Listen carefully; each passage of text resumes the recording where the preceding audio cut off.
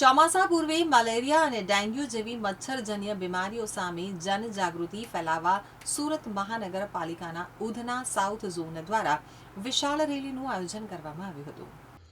સુરત મહાનગરપાલિકાના Udhna south zone દ્વારા ચોમાસાની ઋતુને ધ્યાનમાં રાખી અને મેલેરિયા અભિયાન અંતર્ગત વિશેષ જનજાગૃતિ રેલી યોજાઈ ગઈ। પાંડેસરા ખાતે આવેલા પિયુષ પોઈન્ટથી શરૂ થયેલી આ રેલી દક્ષેશ્વર મહાદેવ મંદિર સુધી નીકળી હતી। રેલીમાં ઝોનના અધિકારીઓ, આરોગ્ય વિભાગના કર્મચારીઓ તેમજ વોર્ડ નંબર 23, 24, 28 અને 29ના કોર્પોરેટરોએ ભાગ લીધો હતો। હાથમાં બેનરો અને જાગૃતિના સૂત્રો સાથે નાગરિકોને મેલેરિયા, ડેન્ગ્યુ અને ચિકનગુનિયા જેવી મચ્છરજન્ય બીમારીઓથી બચવા માટે જરૂરી સાવચેતી રાખવા અપીલ કરવામાં આવી હતી। આ દરમિયાન લોકોને પોતાના ઘર, આંગણા, ધાબા, પાણીની ટાંકીઓ, કુલર અને ફૂલદાની સહિત કોઈપણ સ્થળે પાણી ભરાઈ ન રહે તેની ખાસ કાળજી રાખવા સમજાવવામાં આવ્યું હતું।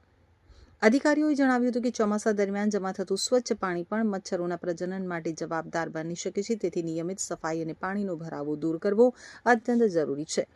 કોર્પોરેટરોએ પણ નાગરિકોને સ્વચ્છતા જાળવવા અને મનપાના આરોગ્ય અભિયાનમાં સહભાગી બનવા અપીલ કરી હતી।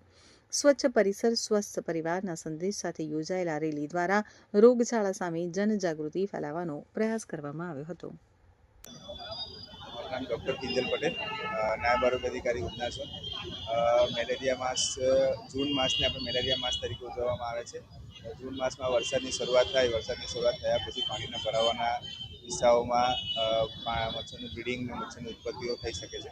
તો એ ના થાય તેના માટે તમામ મ્યુનિસિપલ સદસ્યોને આમંત્રણ આપી આપણે એક જનજાગૃતિ રેલીનું આયોજન કરવામાં આવેલું છે, જેના લીધે આ લોકો જાગૃત થાય અને આ ચોમાસામાં બને એટલા મેલેરિયાના કેસ ના આવે અને મેલેરિયા મુક્ત ના રહે તેવી અપીલ કરી છે।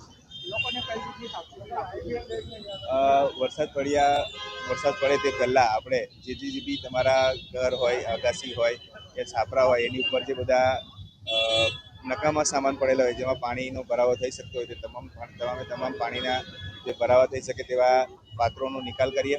કન્ટેનરો જે એ લોકો યુઝ કરે છે તે લોકોને હવાચુસ્ત રાખીએ।